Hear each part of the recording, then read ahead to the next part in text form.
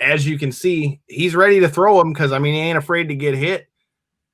No, but he's got such control. Like, that's the thing with him. He's such a powerhouse, but his training and MMA background, he has such control over all of his strikes. Like, that's why MMA guys, I think, transition so naturally to pro wrestling, is because MMA in itself is such a put your fists in a certain point and understanding placement and strikes and stuff and hitting areas, not striking for where a person's face is, but believing where it'll be and stuff like that. I think that kind of translates real easy into pro wrestling training. And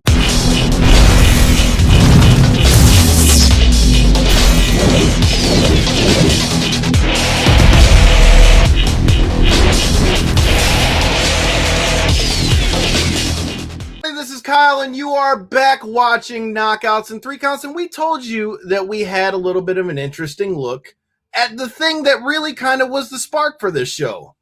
Evolve was where Devin, Kyle, and Kevin and myself came up with the thought for the show when Evolve made its first appearance back here to Detroit. So I figured who better to go through that card with than the guy behind the lens in Jerry Villagrana, and the man who, for those of you who don't know, is the one that helped us get the interviews like you can see with Austin Theory and Josh Briggs and Lindsay Snow and all the great stars of Evolve and Shine. And we figured why, with it coming to WWE Network, what a better time than now to go over it. So, gentlemen, Jerry, let them know where they can find you at and all the great pictures that they're about to see in this video. So my page is JVDA Photography, and so you can find me on Facebook, Instagram, jvdaphotography.com. If anybody needs promos or wants good shots of their wrestling show, give me a buzz, and I'd be more than happy to come out. Hey man, let them know about that podcast you're doing as well, brother man.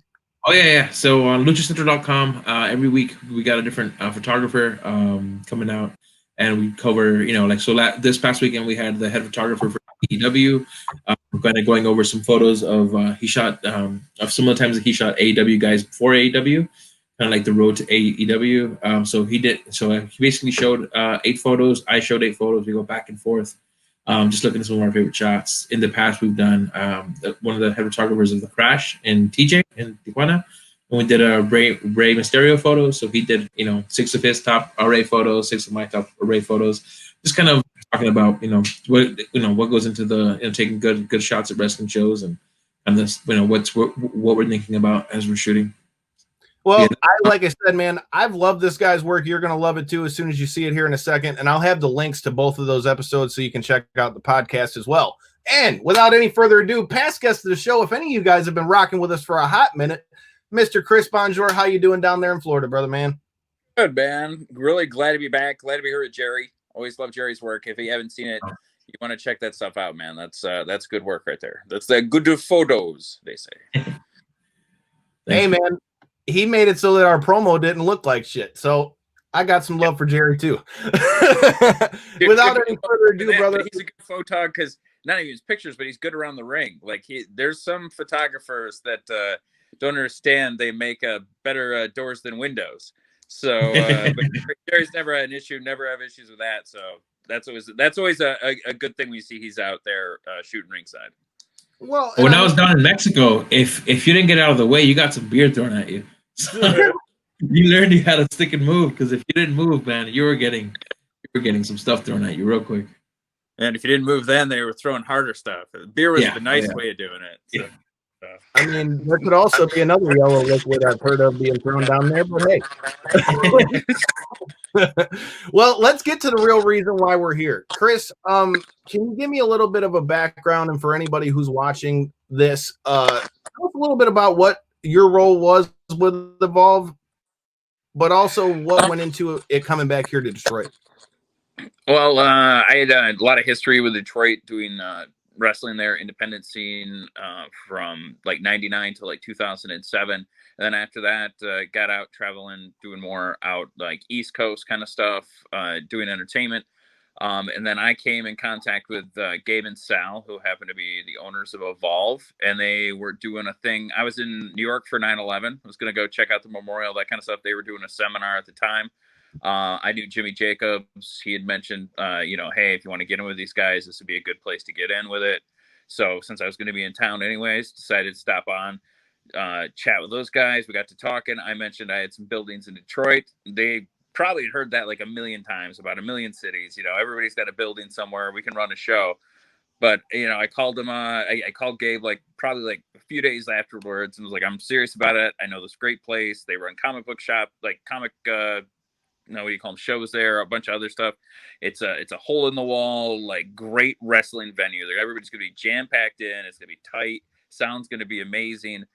And so they were like, yeah, just send us some pictures. I sent them pictures. They saw those chandeliers and like, how are we going to deal with it? And I was like, I'm literally going to get some wrestling kid to climb a ladder and he's going to hang it up with, we went up to like a Lowe's and we got the little latch things and we literally rose the chandeliers. I was like, it'll be fine.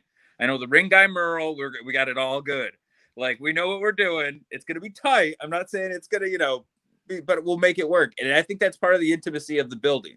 It was kind of like that chandelier shot. Like, not to mention, man, if I remember correctly, past guest of the show, Orlando Christopher, about smoked that chandelier, if I remember correctly. He did smoke it, dude. He broke it. He broke the part off of it. Luckily, I'm really good friends with the owners and the management there, and like the brother. It's a Knights of Columbus, and I happen to know like the guys who are like the drinkers there. They've known my dad for forever. Like that kind of stuff. So luckily we were cool enough to do that. I mean, this is how cool these guys are. Is as a venue, like I'm showing up, I'm like, hey, we're having trouble finding tables to break.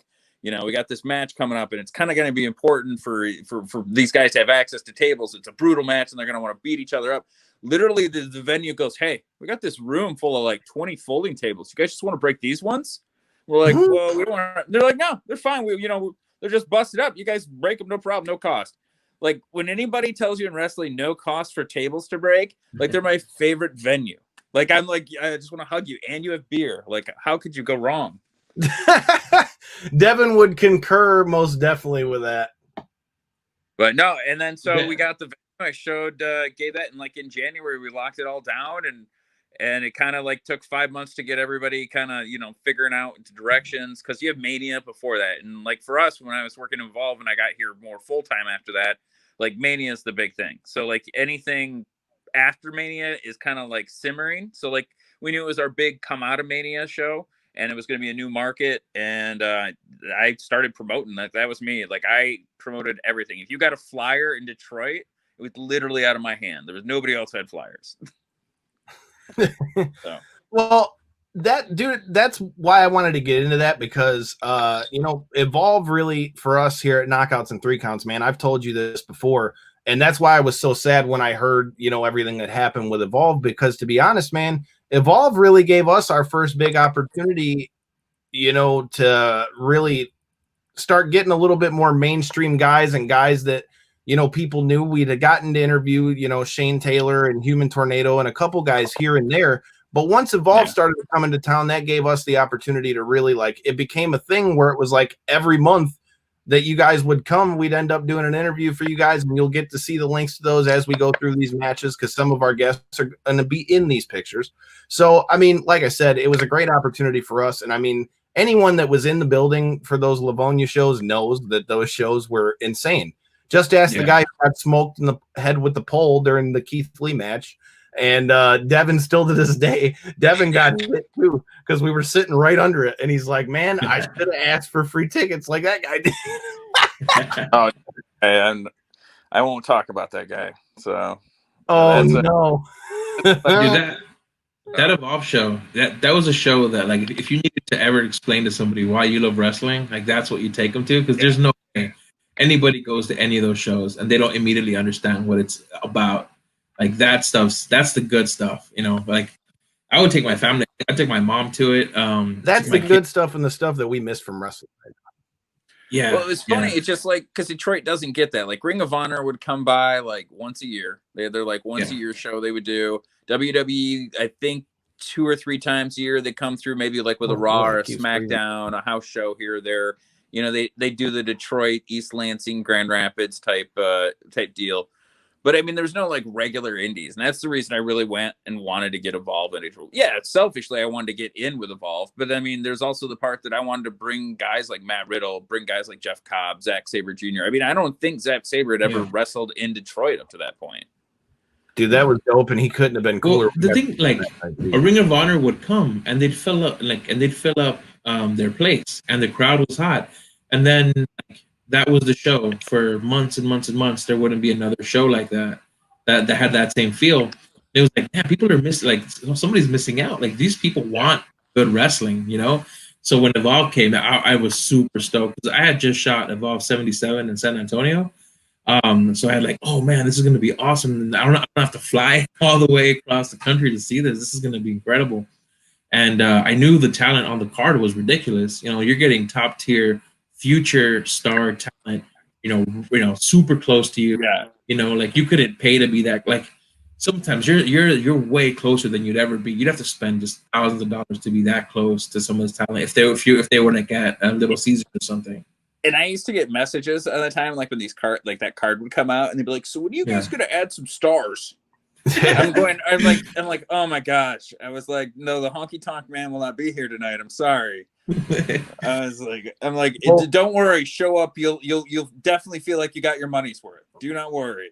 Well, why don't we show them what was on this card so that they can see what we're talking about? Because I, for one, enjoyed those cards and I'm gonna miss the shit out of it.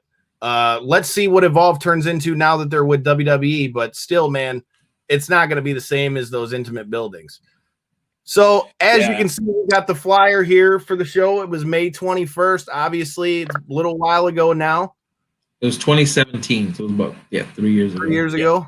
It was May 21st because that was the Sunday of Comic-Con, and we had the idea that we could draw people from all around who were coming to Comic-Con on us. Like we did the Sunday because Comic-Con ends at 5 on a Sunday. So like the plan was Comic-Con, go eat your dinner, and that was in our marketing even, and then come to the show. And I think it worked pretty good. We got like 450, I think was the final count that night. 450. Yeah, it was loud. It was somewhere. It was in the mid 400s. Yeah. It doesn't look like you could fit that many in there. No, I know how much we can get. We can get 582. Because our official one, when we started selling the place out, the official fireman's count is 582. That's how much they would let us have in there with our wrestlers. I was going to say, I don't know how you could go to that show and not like immediately buy a ticket to the next show. We used to. The last year we ran Detroit, like it was sold out at least 2 weeks ahead of time, and like at least, and then I would even say the last show was almost a month out. At least was sold out, and that's where we knew we had sold even the 580, like to the literal number count that we could sell tickets. Well, Jerry, what's the first match that we got on this card, brother man? All right, so first match was Austin Theory. Long-haired Austin Theory. Long-haired, very young Austin Theory. Baby face. And Jason Kincaid against Jaka and Chris Dickinson.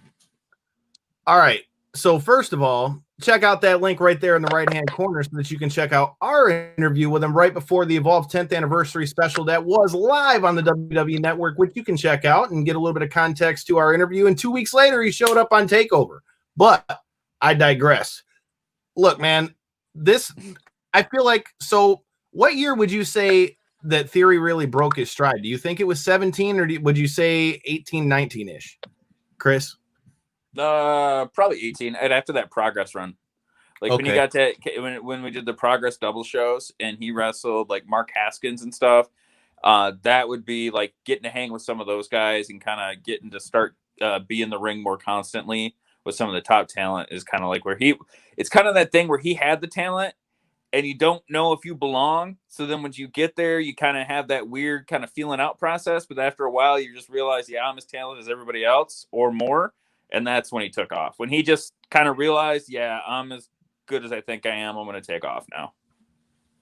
Chris Dickinson, for anybody that doesn't know, between him and Timothy Thatcher, who you can now see on NXT as well, man, those two just beat the shit out of people when they wrestle with them. Yeah. So he's really good at what he does. Chris is, he makes it look like he's going to kill you, but he's really good at what he does. And he's a good dude. And he fishes. And he loves Super Nintendo. So it's all good in my book. So I mean, those are all things to be fans of in this one.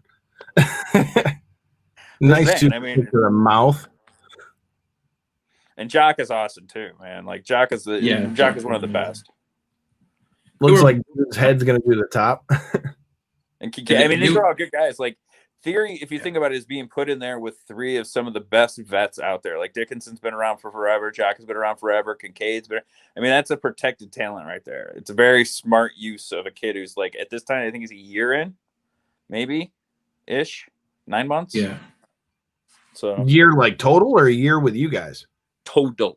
We signed him like 2 months, 3 months in the business. I can give you the story how he got signed, literally. So it's AR Fox knew Gabe and kind of called him up, and he's like, "Hey, I got this kid in my school, and he's like good at this." And they had him show up to do like this CZW, one of those Mania shows, and he was wearing jorts, and people thought he was John Cena. They were like, "Oh, John Cena's hanging out with AR Fox," and it was literally like his first match. And then so Fox like kind of introduced him to Gabe. Gabe's like, "Yeah, bring him up. We'll do an Evolve show. We'll see him." Literally saw him, and Gabe was like, "You're with us." Boom. So like he was literally signed 2 months in the business, and then boom, yeah. This is like about a year later, maybe yearish, 9 months in, something like that. That for as young as he was, he had the look. Yeah, dude, everything you'd ever want out of a talent is he's the total package. The minute we put a mic in his hand, we're like, there's no way he can talk, like because he looks too good, is too good a wrestler. He's gonna just be one of those guys who stumbles over his words, cuts a fire ass promo, and Gabe goes, "Holy shit!" He's like, how does this kid like have it all? So and super humble too, which is the other bonus. So. And I mean, like you said, I mean, he's in there with great guys. I mean, Chris Dickinson, you can still see. I mean, I know he did Josh Barnett's Bloodsport. He's been MLW. Yeah, he's GCW. He's the behind GCW, Beyond Wrestling. He's one of the. I mean, he's with independent wrestling. A lot of guys getting signed up. He's kind of that new general or whatever you want to call it. The general of independent wrestling. If independent wrestling had a locker room, he'd be our Undertaker. I guess would be the best way to put it. So, he's the judge on that one. Yeah, he definitely he's the law. So I'm pretty sure he's hitting the ceiling. He's close. He's very, very close to the ceiling. So Jerry, a question for you, man. Like, I was looking through the pictures that you sent me ahead of it. I was actually out eating with my mom, and she's like, "Yo, these pictures are good." I like how he did them all in the same, in the same filter and things. So when you do your pictures, do you choose like ahead of time, like? Do you have an idea for what you want them to look like, or do you do all your stuff in post, or do you like go into it like judging by the venue for that kind of thing? Or so this venue isn't the funnest venue because of the light. We're pretty dark, but that's what every wrestling venue tends to be. And then we get fast action. That's kind of like a really hard combination. That's why it's so hard. Like it's not real easy to get real good stuff because wrestling venues are dark. The action's quick, so it's complicated. And so. The thing with this one is because Evolve's color is purple, I wanted to give them like a purple tinge to it. It'll make them stand out. It'll make them look different than other stuff I've done. So that's why they're all purple, is because they're kind of that Evolve purple. I like it. I wanted to ask because I noticed they all had that same tint to them, so I didn't know if that was like a on purpose thing or a thing like you were going through them and were like, "Yo, this looks pretty fucking good with the lighting." How do you do it? Because I don't know shit about photography. So for all of you guys that are just wrestling and MMA fans, you're getting a little bit of photography lesson here, just like I am. Yeah. So what you got to do is you got to shoot. You got to shoot wide open. You got to shoot like 1.8, 2.8. That's like a real fast lens. And what it does is that it gives that effect where you're catching it as it happens. Yeah, you're catching that happens, but only what's in focus. Like there's a very small range that's in focus. So that, okay. And then the rest is all the rest is all blurred out. And so the thing is that if you misfocus, you're screwed because there's only so much. There's only a very small amount. That's when you get those photos where like a baby's toe is in focus, and by the time it gets to his face, it's totally blown out. It's totally out of focus. Like, you got to use those low apertures, and that gets more light into the lens. But there's very small room for error because if you miss the focus, and there was a shot a few shots ago this one's out of focus just by a little bit, but I can tell it's out of focus. But I still like the general composition of it. Jerry, you're snitching on yourself, bro. That's okay. When a photographer see it, it's like it's what you see. You see the imperfections. No, I get it. But the thing with wrestling is wrestling gives you everything you want out of a photograph. It gives you this great action, this great emotion. That's something Chris is really good at. If you see his photos, his facial, like his expressions, are ridiculous. All throughout, and I can catch that. That's like if he was bored in this photo, if he was like, it wouldn't. This photo wouldn't work. But these great expressions really make for like the great, for great drama and a great storytelling. And he's great at that all the time. Oh God. It's like the giant samurai stomp on that one. Yeah, on both of them. Yeah. Clothesline from hell. Man, these guys are brutal. Like their offense is so brutal. Like nobody wants to be in there with them because they're the LOD. The hell out of guys. They're just beating the hell out of them. These guys out there. Definitely looks like a fun match to watch. All right, so it looks like we're to our next match. Obviously, for those of you that can't tell who that is, if I'm not mistaken, you got Priscilla Kelly in this one. It was Priscilla Kelly. Yep. All right. So for any of you guys that have been watching AEW lately, I mean, obviously she's been up there, her soon-to-be ex-husband, Darby Allin. I don't know if that had anything to do with it. But, hey, she's done her thing. I like what I've seen from her. I mean, she had I don't know what your guys' thoughts are. What'd you think after the whole tampon thing? Did you think it was going to kill her, and how do you think she's rebounded? Uh-oh, it all throws on me. For me, I thought it was like part of the show. I don't think there was too many kids in the crowd. It was a bar show. So it was what? It was a bar show. It was a bar show, right? Like that's the thing. Like if she did it at some like War Wrestling, War Wrestling in Limelight, like, that's a friendly product. Like if she would have done that on Big Tom show, then I have issues because you walk into that building, that's a family friendly product. They built that way. That's a bar wrestling show at like 11 o'clock at night in like California. Like, come on, like let's get over ourselves. Like, whatever, it's art form. The people there were cheering. Like, yeah. I'm just glad to see she got a second shot. I'm not gonna lie. My first thought was like, oh shit, like I mean, it got the desired effect because it definitely wasn't something I was expecting, much less from a female match. So I mean, hey. It got the desired effect. It would be crazy if a guy did it.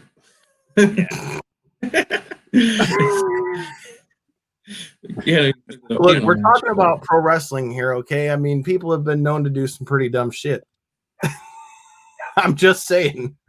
I mean, the old philosophy, if the crowd will pay to watch me shit in the middle of the ring, I'm going to walk the aisle with a sports page between my under my arm or whatever. So it's whatever you can do to sell tickets. I don't know, maybe it's a thing of like there's no such thing as bad publicity. I think it got her name out there big time. Yeah, this is true. So who did Priscilla take on in this match? It was Detroit's own. The AK. Pinkies up. I don't know. Obviously, a little bias here. We've gotten to know AK pretty well. I'm a big fan of AK and her work. This match with the two of them in it, man, I remember this match from the show. I mean, it turned out pretty well from what I remember. I mean, AK has obviously gone on to be your NWA champion, done her thing in Impact, all that kind of stuff as well. So, I mean, what did you guys think of this match? Yeah, it's a good match. I mean, you're not going to go wrong with AK. And then Priscilla's can always hold her own. I mean, it was, if I believe right, it's usually like in that 6 to 8 minute mark, which is a really good spot for two people who haven't really wrestled. And it's just a good spot, especially on the card, second match out. So Jerry, for you, what were your thoughts on the pictures in this match? It's kind of it's tough with girls because you always want to put their best side forward. Like I always think of photography ability, like give a responsibility to make people look good. Because that's why you're given that that privilege, right? Like everybody is taking photos with their phone, but yet you're allowed to be on the other side of the fence. You're allowed to be ringside. And they deny people that want to take photos. It's not just about a camera, right? They, you have to be, given access. You have to be given, so it's a privilege, and so it's up to you. So like, do you remember that shot of Beyonce from the Super Bowl that came out that got famous? Oh yeah, really rough. Mm-hmm. that's like the antithesis of that. Of like that's what you never want to do. Like you never like, you're given this privilege to be there, and so it's your job to make people look the way that they work so hard to look, right? And I think with girls, it's even more so, right? With ladies, it's even more so. It's such a I think it seems more important at times. But besides that, you just want to capture it, just like anybody else. It's different because a lot of times the hair looks really cool. The hair adds a lot to it. But really, it's like I said, you want to make them look good because that's why you're there. She looks half Jake. Oh yeah, I was like, is that baby Jake? Look at him. That is Jake. Yeah, it's a very young Jake. Jake said, the focus is on her face. Yeah. That picture looks like the old school horror movie picture where she's like reaching out as the guy's like getting ready to like shank her. The revenge of the ref. No, help me! Shit!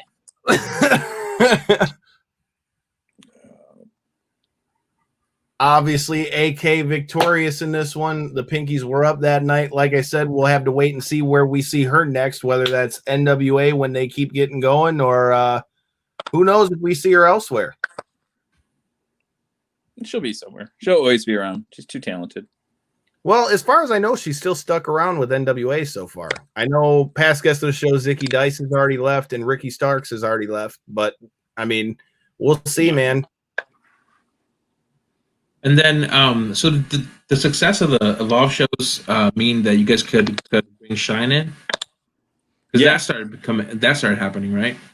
Yeah, because what it is we were running Shine and Ybor down here in Florida, and a lot of the girls that we were using for that, because it's an all-female promotion, were actually flying down from up either in the Midwest or out of the East Coast. So we started running first New York, and then we realized just do the same, because we had big crowds in Detroit. So we were trying to always figure out, like every Detroit show, it was always, okay, how do we top the last one? Like we had Riddle versus Cobb. So what's the next thing going to be? Well, let's get this thing going on. All right, well, now we're going to bring a WWE guy in, and it's like progress, and then Shine, and then it's like always trying to do something that just a little bit more than before.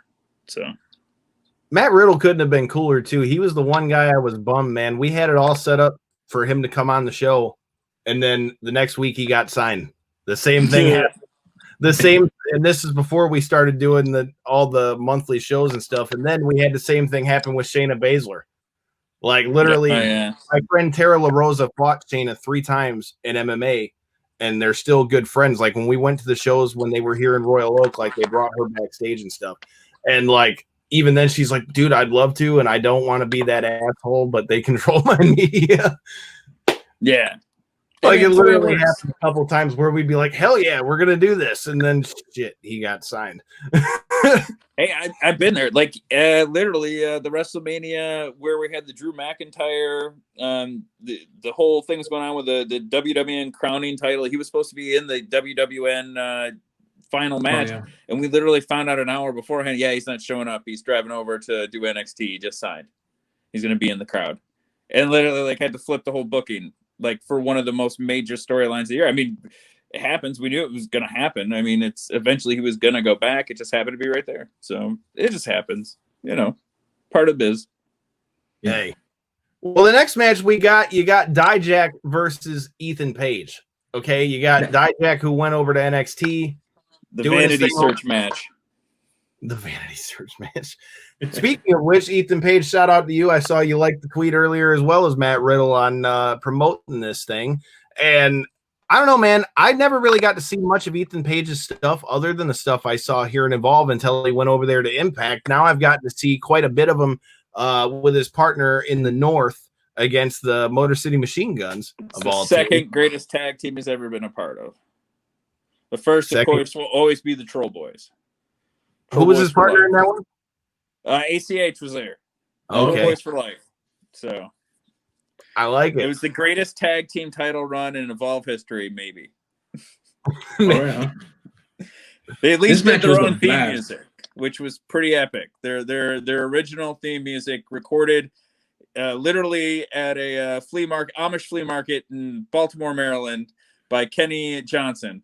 They did it at like a table. They recorded it all together in like one take and made it their theme music. And it is the trolliest of troll themes, and it fits those two to a T. So that to me was one of my funnest runs. So just seeing that, I always think about that as the Troll Boys run, because I think they won the titles in Detroit at a show, and Ethan, whose family is from around the area, actually was in there, like his cousins and stuff like that were in the crowd and got to see him win the title. So that was kind of a cool moment. So it wasn't this show. I know it's like, I think a year later or something like that, but that's always a cool moment. So. And Dijak, man, for those of you that have never gotten to see him live, man, I've seen him at Evolve, obviously. I saw him at Ring of Honor, and I've seen him in NXT live. And oh my God, if you're close enough, when this dude hits somebody, for those of you who wrestling is fake and all this shit, I've watched this dude knock the living piss out of dudes. Yeah. Like, that's a big dude. So at these shows, like sometimes you almost get to sometimes you want to get starstruck and be like, oh man, I can't wait for the main event. But it really behooves you to like capture every match, like to the most of your ability, because you don't know who's gonna rise up. You don't know that in the first match you have Austin Theory and he might be a mega star one day. So if you're late or you're just like, nah, it's the opening match, whatever, like you could really miss out. And I did a Ring of Honor show, and the first match was Jay White against Dijak. And at that time, I did not know who Jay White was. I did not know who Dijak was. And they had a ridiculous match, and it was incredible. So when I got to see this match, I knew what he could do. So I was really stoked. I remember this match was super, super funny, super entertaining, and really hard hitting. I really enjoyed their match. That's a sick shot. Yeah. You can see the guy in the crowd's face. Yeah. But they were, that night they were turning up the funny. That's why I called it the Vanity, because I remember there was something with somebody's social media and somebody's phone in the front, and they were like doing some kind of vanity. I just remember that, and the crowd was eating it up. There you go. So, yeah, there it is, right there. There it is. Yeah. Yeah. Speak it. Jerry's got a picture of it. So look at you, right on top of it. This guy looks like their he's face. about to kill himself. Look at their faces. That's what it's all about. These kids. What a great shot, man. This guy too. Wait a minute. Look at everybody's impressed. Look at him. Hold on a minute. I think Devin and I weren't sitting too far back from there, if I'm not mistaken. Look at all these mouths open. Why? Yeah, look at this. Look at everybody. No, I can't. No, I take that back. On this show, we were on the back side of the ring because we were right next to the dude that got smoked. Oh yeah. You guys would have been behind me. Yeah, the Flow Slam banner. Thanks, Flow Slam. Yep. We were literally right next to the guy that got smoked. It was contract. It was in our contract that we had to keep that up there. Glad we honored that contract. I'm not gonna lie, dude. When it fell, I was like, that was. For those of you who don't know, you'll see the big Flow Slam sign in some of these pictures, and we happen to be sitting right under that at this show. At least Devin and I were. Kyle and Kevin were actually by where we were just talking about. And the sign fell on Devin and the guy sitting next to us. Oh wow. Yep. That was fun. That was a lot of fun having to deal with that. So that one guy was like, oh my God, what's going wrong with me? And I'm like, you're okay. You're okay. Don't worry. We got EMT right here to look at you. You're good. Don't worry. So that's like this one time I got in a car accident, dude, and I rear-ended this lady because it was it was one of those where you're pulling into to oncoming, so it was either I get hit this way or rear-end this lady. And I barely hit her because it was stop and go. It was all stop. And she gets out the car and was like, I'm like, are you okay? You know, blah, blah, blah, whatever. Soon as the ambulance shows up, oh my God, my neck, I got whiplash. I'm like, oh my God, are you kidding? Oh no. And the worst part is when I went to court to try to fight it, the cop was like, I didn't even want to give you that ticket, but I technically had to. So yeah, people that do that are real jerk-offs. But yeah, in this picture, it looks like Dijak is gonna have fucking whiplash. Yep. Oh no, I mean, hey, Deuce is wild. Long darted this man straight on his head. Yeah. Well, Dijak was always so tall. He's the one guy we were always afraid was going to hit the chandelier. Right. Well, dude, I mean, that's a lot of man to be doing the damn moonsault. I mean, he's almost as tall as Andrew Everett. So. Good Lord.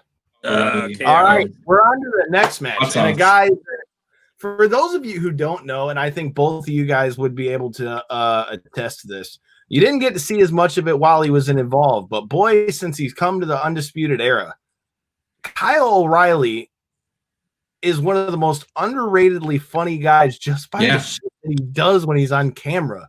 From like the stuff he would do with the titles to like the just dumb, quirky stuff he would say. Or when Roddy, did you guys see a few weeks back when Roddy was kind of gun shy and he had like the Sherlock Holmes hat on with the gnarly ass quarantine beard when they first come back? Like he just, I don't know, man. He does little stuff that if you're not paying attention, you don't see, but if you catch it, it's pretty funny. In this picture, I mean, this is gold too. I mean, he is like about to drop some bows on old boy.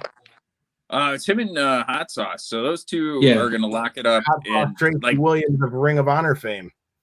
And they're both amazing mat technicians. So I think for everybody here, like I think guys in the back, this was a big popular match for the back, for the behind. There was a lot of guys doing some curtain peeking on this one.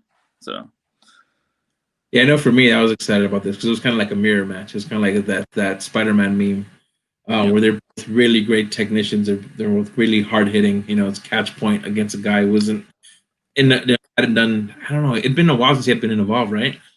Yeah, a long while. I think it was like in the single digit shows. I think he's like only in the first few shows, if I remember right.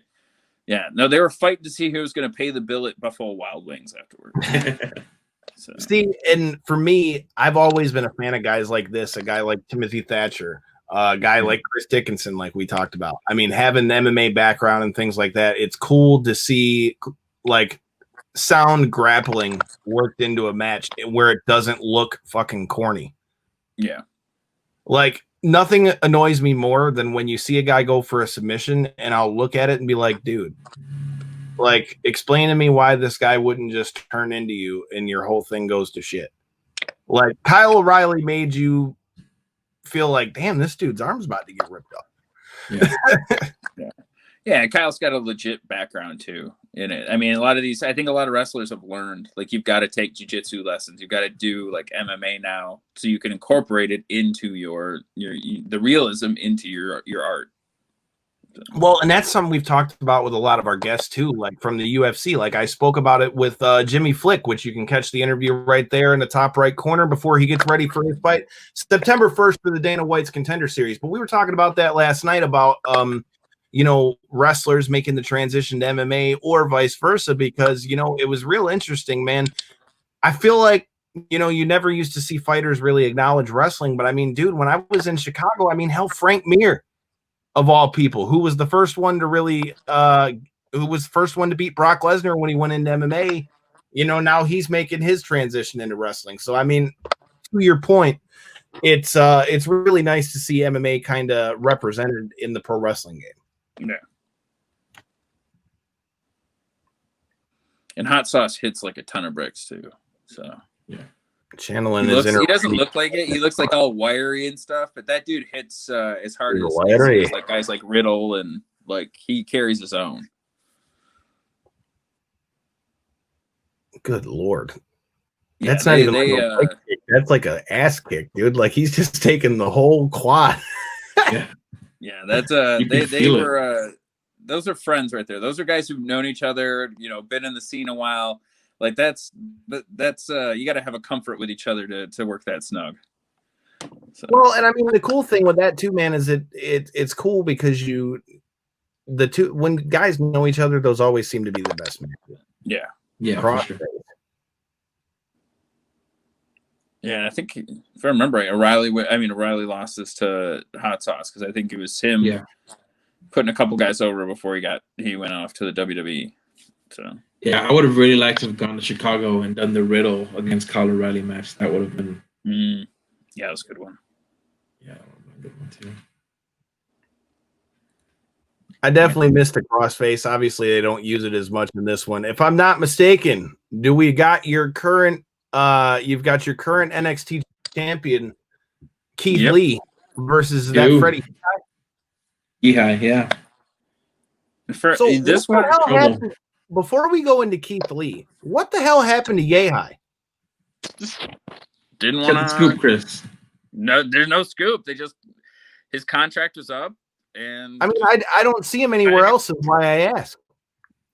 He's a nice guy, and I like Fred. He rode with us in the van a lot. He's a buddy of mine. I even booked him afterwards, like for ACW down here. We've used him on FIP. Just as far as contract wise, he wanted to be open to go work other places, which is awesome. I mean, you should go do that. Go test the water, see what you can do out there. But no, I'm just a good dude. I think he felt maybe he just felt his time there, like his story was up there, and he wanted to go write new stories elsewhere, which is I would do that too. Well, have you seen him work very much anywhere else? Because I haven't seen him in a long time. He did some Ring of Honor, I thought, for a little bit. MLW. I saw him in Ring of Honor. I think he went to AAW. Yeah, I haven't paid much attention. So yeah, I haven't. I asked because I hadn't seen much of him after he left Evolve, other than the stuff in Ring of Honor. Yeah, he did AAW. He wrestled ACH. Okay. And I saw them wrestle at Evolve 77, and I thought they did incredible. One of the interesting things that I never realized until I watched that the wrestlers thing that they did on Vice. I never realized that he uses the second rope to bounce off of and stuff. You know? Yeah.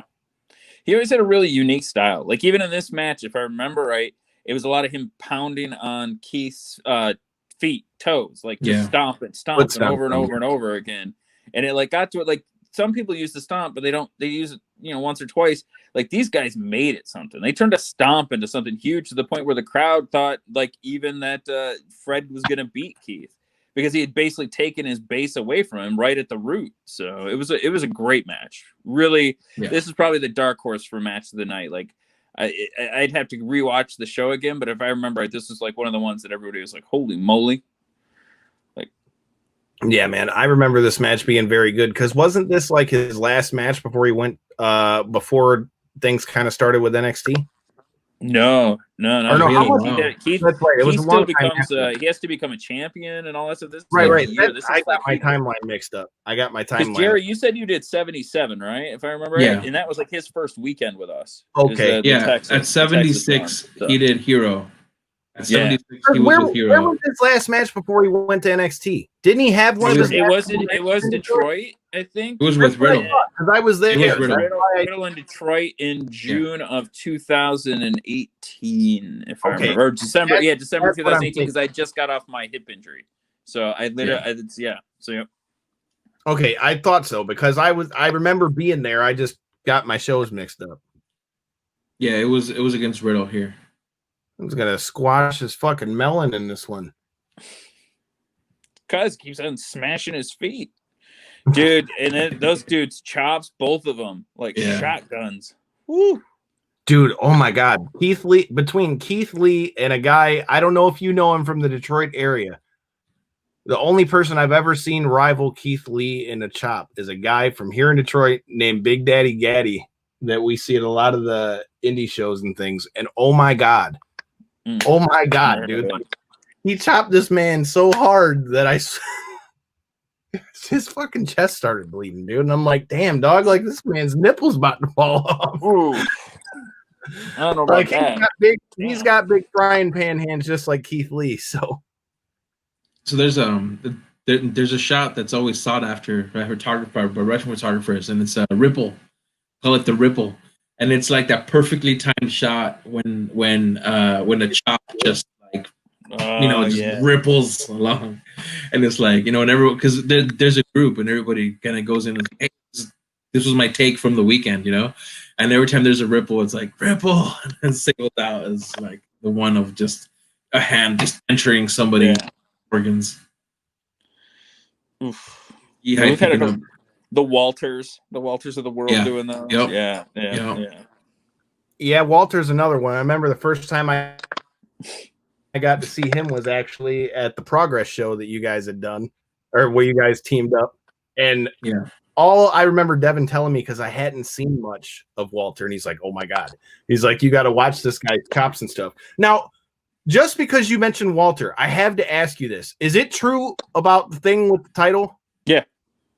Get the fuck out of here. No, that's literally how. Okay, so we had Detroit the night before. So we stay in Kalamazoo. because it's halfway, because by the time we're out of Detroit, it's about midnight. So we got some energy. We grabbed some food on the road. There's a great little pizza joint like right around the corner from the venue. It's like, I think it's Romans or something pizza. It's like been there for like 40 years and they're open till 2 a.m. So even if it's late, so we'd always grab pizza because you can eat it in the van and get to Kalamazoo. We go to sleep. Everybody wakes up. They get ahead of us because they want to get they got their own thing. So Walter and Thatcher get to the building, the Logan Square, and they park their car and they go just to go get a bite to eat or whatever. They weren't away from their car for longer than 5-10 minutes. They come back and somebody busted out the back windows and taken everything. Ooh. In fact, here's another little thing. We were this close to that match not happening that night because Walter had to go get his passport renewed because they had his passport stolen and the office could only get him in at certain times and he had to go get that. Yep. He needed it for WWE. So had he not been able to get it quick enough, he would have been there and we would have had to cancel the main event and would have had to figure out that, and there would have been some really pissed off people. But luckily it worked out. Got passport, got back, wrestled Thatcher and literally other people's gear. So yeah, passports can be a pain in the ass. Working at the post office, I hear about it all day, every day. So yeah, that was a 100% shoot. That literally happened. But anybody who knows Chicago wrestling, Logan Square Arena has had a little bit of an issue lately with theft in the parking lot. They just happened to get the title that time. Look, man, all I know is I got calls from a few people after I posted that. Everybody's sending me the link. I'm like, when did it get stolen? Because I just took a picture with them. At noon. They literally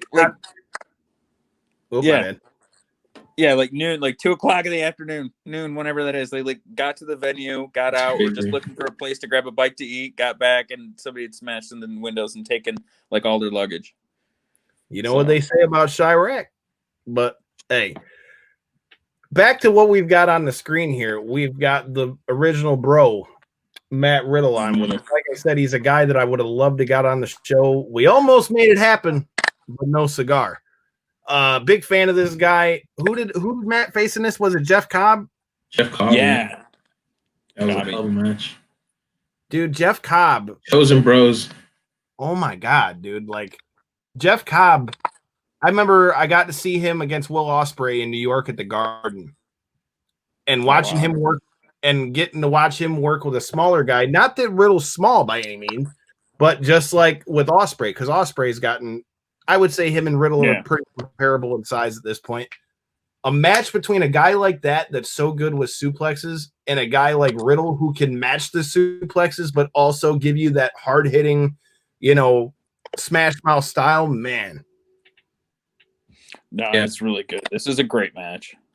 Yeah, I always thought Riddle really lit up when he got to work with Elgin or Cobb or Keith Lee, Walter. When when it's the bigger guys, the intensity kind of picked up a little bit, and yeah. I don't think he thought he was going to hurt anybody. Big guys, I don't think he thought he was going to hurt. You got him in there against a smaller dude. Maybe he thought he could, he hits him too hard, he's going to snap him in half. So, with a guy like Riddle, though, man, I would imagine, as you can see, he's ready to throw him because he ain't afraid to get hit. No, but he's got such control.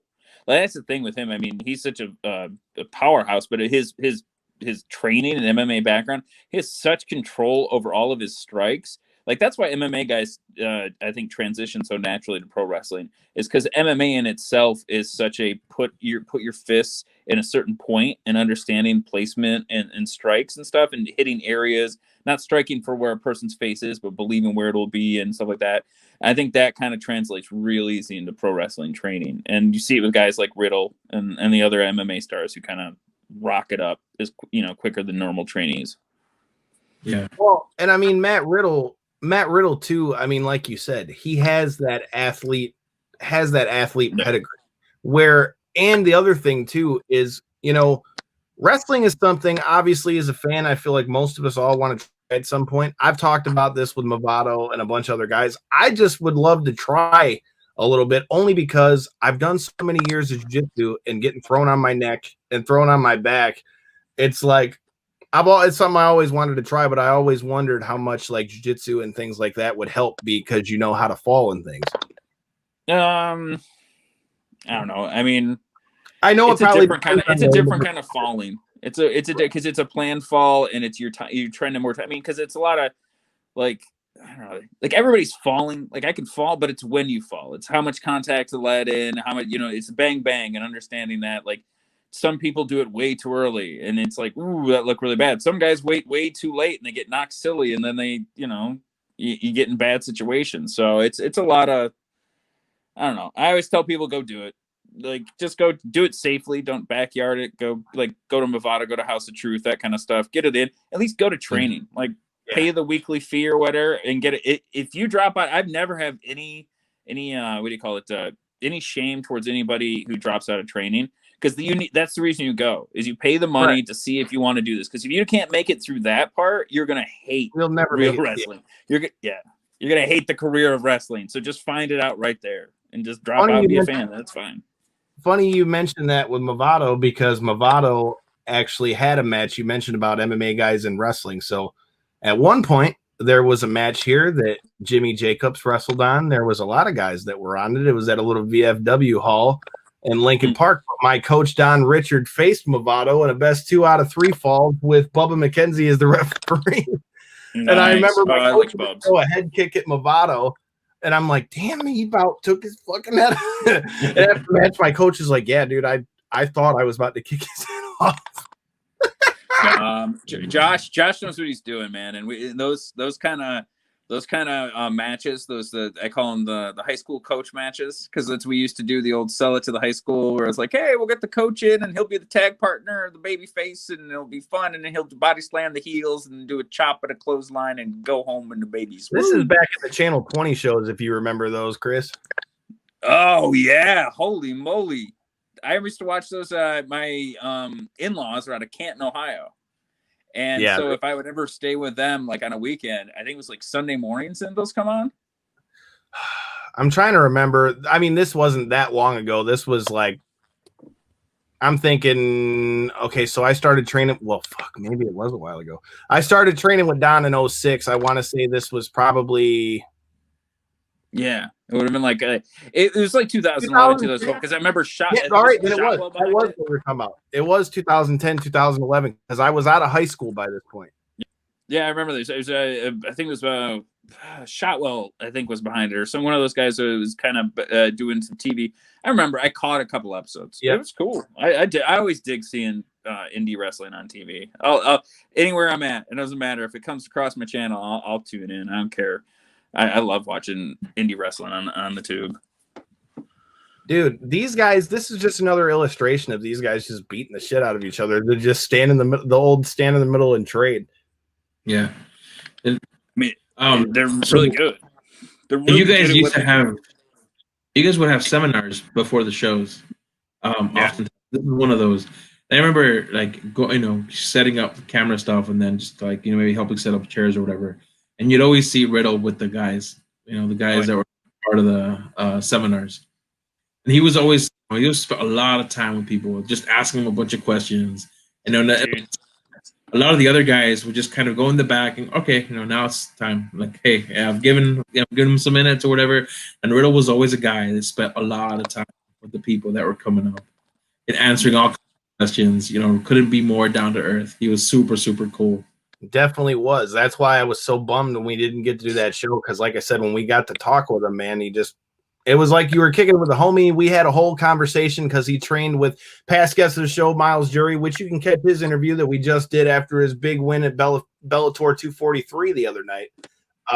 Yeah, man, we talked all about him training with Miles and all kinds of stuff, man. Like I said, he couldn't have been cooler. Yeah. Oh, that nasty ripcord knee. Yeah. So what are your guys' thoughts on the ripcord moves? Because I've always said the Rainmaker is the shittiest finisher in wrestling. Really? Yes. Yeah. I think it's that bad. I like ripcords. I think it's fun. Yeah, I like them too. I also my only issue with ripcords, so I'm weird like that. I'm a mark for any kind of slingshot move. So I guess I shouldn't say ripcords, but I just in particular don't like Okada's Rainmaker, because the one time I got to see Okada wrestle live, he hit Jay White with it like 7 fucking times in the same match. And I'm like, That's any move. I don't want to watch somebody hit like a Right, but that's my square point. 7 How is times. it your finisher if you hit it 7 times, though? Is it really a finisher at that point? I don't know. I don't Just know. Yeah. Like a good lariat that turns somebody inside out. It's always fun. Right. I love that. I'm just saying, though, if it's supposed to be your finisher, I think you shouldn't see it so many times. And as you can see in this match, Matt Riddle was your winner. I hope we see more of Jeff Cobb in AEW. You know, you saw him show up a little bit there. I don't know if he signed with them or what the whole deal is with that, because I know they're not able to get everybody in there, man. But what are your guys' thoughts on Riddle now that he's not they moved him up over there to SmackDown? They got him going Intercontinental title run and all that. Yeah, I think. Yeah, I mean, this is just the first part of a very long career. I've always stated I think it's going to be him and Austin Theory as the main event of WrestleMania 50. So I mean, it would be dope because then I could at least say one of my guests was in the main event. That's pretty cool. I mean, it just that all the timelines fit where Theory's ages, where Riddle's ages. I mean, Riddle's going to hit the prime of his career coming up in the next year or two, and then he'll have probably a fire red hot 10-year run. And then near the end of that, after that's done, that's when Austin's going to start kicking into his prime. And then basically you'll get that like mid-40s Riddle versus an early mid-30s Theory in the WrestleMania 50 main event. It's probably tearing down the effing house. It's gonna be sweeter. Bought my ticket already. Hey man, I'm with it. It should if they let him. I mean, I know Riddle's like Kurt. I always thought he was like Kurt Angle in the sense. Agreed. So likable. Like Riddle's ridiculously likable. You know, if when my kids first saw him, they loved him. Yeah. Like everybody, you know, his charisma. It's him. Man, it's just him. Yeah. There's no character there. There's nothing. That is just the dude who walks out the curtain is the same dude who walks out the car, the same dude who wakes up in the morning, the same dude who goes to bed at night. Like there is no difference. Yeah. Yeah, no, I think absolutely sky's the limit. He's ridiculous. Yeah. Most entertaining part of most shows I've seen him on. I don't think it's if he'll be a world champion. It's just when and how many times. I agree. Yeah. I definitely agree with that. You see, he's got some gold in that picture, and another man with some gold in this picture. Again, we talked a little bit about it before we went on the air, man. Zack Saber Jr. doing his thing over there in Japan. He couldn't have been cooler when I got to meet him at Evolve at this show. It was funny because we go, so any chance we're going to see you in Orlando? Because at this time, when you guys really first started, you started seeing the NXT thing kind of start. And he's like, he just looked at us and kind of laughed, and he's like, nah. he's his own man. Like he does his own thing. That's just Zach. He just, he's very politically minded. I think he's got his eyes set on a future beyond wrestling too. Like he enjoys wrestling, but I think he's got bigger and loftier goals. And I think outside of WWE, he has a lot more freedom to chase those. And he's got the talent to basically name his place where he wants to work. And there's very few guys around who can still do that. I mean, I would definitely say he has that right because I mean the dude's good. Who did he go to war with us on this one, Jerry? All right, him. Leo, yeah. Yeah, Leo Rush. So everybody who just saw Leo Rush's big match against Joey Janela for GCW, his first big match once he left WWE. I mean, I've been a fan of Leo Rush for a while. I actually talked to him about coming on this podcast as well. I mean, like I said, I don't know where we see Leo Rush end up next. I know he told me when I spoke with him he's trying to do the music thing. But clearly, Zack Saber Jr. is trying to play music with this motherfucker's fingers. Zach turns people into so many weird positions and things. He just studies like he understands the anatomy and how to like remember Doug Williams from back in the day? Yeah. Like that's who it reminds me of, like a Doug Williams. Doug Williams had just that understanding of just weird angles and stuff. I always liked back in the TNA days, man. So a lot of the Mexican wrestlers or like lucha fans will like pride themselves in that, like, they're the kings of mat wrestling and like they know how to llaveo and contra llaveo. And when Zach went to Mexico, it was like, okay, no, this guy's good. this guy's the man. Yeah, no, this guy, and he went against the best. I mean, he went down there and he went against Negro Novato, and they had like an epic, and everyone's like, "Oh my gosh, these guys, this guy can really go." Hey, Jerry, I actually had a question on stuff like that. So, like, when a guy like Zack, who has some reputation, comes into like a lucha environment like Mexico, where maybe it's a little tighter and they don't want to let somebody from the outside kind of steal star power. Was it like any kind of struggle, or is it just like, this dude's so good, we just want him to make us look good, so he's welcome here? Yeah, I think because of the internet, like these guys all know each other.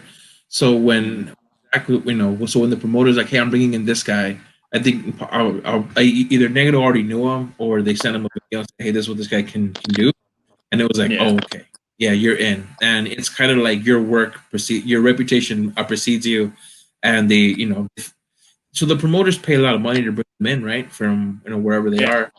Yeah, They want to get the most out of them. Yeah, so they want to get the most out of them, and so they put them against somebody that's going to bring that out. And that's always the case, right? So sometimes you're not going to see him against, like a Wagner in LA Park, just because those guys aren't going to want to lose, or they're not going to. It's going to be a little bit harder. But they'll put them up against somebody that'll work, and that'll do business, and maybe they can both look great against each other. But yeah, that's what they'll do. So like we saw him against Negro Navarro, where it's just like, hey, there's a lot of respect. If you go up against a Blue Panther, maybe it's like, hey, this is okay. We're an exhibition. We're gonna work really hard and put on an amazing match. It's gonna be like an unforgettable moment for everybody involved. And then really, it's the journey. That's the person that wins is the person in the crowd, the person that's watching. Yeah. Yeah, but Panther's great too. That's one of the best. He actually did when I was working in 2005. Was working with a guy named CK3, and he did us a favor and put us over on a show and literally gave us a clean 3 count in the middle of the ring. And I'll always be thankful, because that got us over in the territory. And he did not have to do it, but he was like fully about making us. And so I never had a lot of experience with Mexican wrestlers, but that was kind of one of my first, and it blew me away. And that's one of my biggest holes in my resume, is I never got a lot of time to go work down there. And I feel like that I think when I'm old and like 80, that's going to be my one regret, is that I just didn't, take the shitty pay on on the bad shows just to kind of get in there to get up to the bigger shows. So. Right. But yeah, it's another culture. It's really fun. Getting to see the culture down there, and but in short, like I saw him wrestle down there against Extreme Tiger, and they tore the house down. It was amazing, and like a lot of people didn't know who Zack was, but you see him in the ring for a minute, and you realize, oh my gosh, this guy's really. Well, did Zack Saber take his arm home with this one, or what happened? Oh shit, he might have. This is really look at midair. You can. Great. Jerry, your timing. These dudes tore it up. I remember they did. didn't stop. They were going like they were setting a pace like you thought the match was going to be 6 minutes, and I think they went like 16. Yeah. Like that's how quick and crazy these guys. And they both have stupid cardio. Like, yeah, I'm jealous. Hey, what a shot on that one. The chandelier. Oh wow, look at him clear that. Oh, his knees probably scraped that thing. Sure. Oh, what a great shot. That looks like he said that too. For those of you who don't know, if you notice, that frog splash looks awful familiar. For those of you who don't know, Leo got his frog splash from D'Lo Brown. Oh, I did not know that. Because if you notice, great. If you remember back in the day, back when D'Lo had the chest protector, he would always put his hands kind of went down with the frog splash like that. Mm-hmm. Yeah, and that was the end. The Keith came out at the end. Yeah, and that sets up Keith becoming champion down the way. Yeah, kind of like what's going on today, man. I mean, as you guys can see, this show was fire. I mean, just look at the star power that was on this show. All in all, man, I remember this being a great show, and obviously sparked us going to every other one that happened here in Detroit, and sparked a great relationship with us for Evolve. And Jerry, first of all, great work, brother, man. I don't know what else to say with that one, because the Keith. Oh, the dive! Holy Yeah. moly! I totally forgot this was the show where he did the Ralph Wiggum dive. And the fact that he didn't get that chandelier is amazing, being that big. Oh my gosh, yeah. That's the first time he ever did the dive in Evolve, if I remember right. First time for the dive, and he had his last show in Detroit. If I ever get to interview Keith Lee, that's got to be a question. What's your thoughts on the Detroit wrestling scene, man? Oh, he would have told you loved it. I spent a lot of time driving him around in cars, and he always dug the Midwest because he did a lot of AEW too. So like the Midwest to him, like because there was like when he signed with us, he got released by not released, but he gotten done with ROH, and he'd kind of been more like a low card guy there, and he'd been in the business like 10 years, and this was kind of like him like trying to figure out like kind of how to make it work again. And then he signed here, with Volve and with WWN, and then like the Midwest, like AEW was one of those places that he kind of found that groove that he found, and then we all saw it happen after that when he found his whatever that thing that he needed, that thing that clicked right there. Well, yeah, now we all see it. He's NXT champion. He's one of the best in the world. So. Yeah, how much of it is confidence? Because it seems like once these guys got confidence, it was really, they had everything else, and once they found their confidence. I think that's it. Yeah, I always call it like it's the calm or whatever. It's where they just feel like there's no nerves being in the ring, no nerves being this character. Because like I said, a lot of these guys, it's them just kind of certain parts maybe cranked up in certain areas. So right. Yeah, I'm gonna miss it, man. I'm gonna miss these Evolve shows. Yeah, man. We are too, man. We're going to miss getting to do the interviews. And again, Chris, like I've told you before, man, thank you for giving us the opportunity to even be able to do a lot of that stuff, man.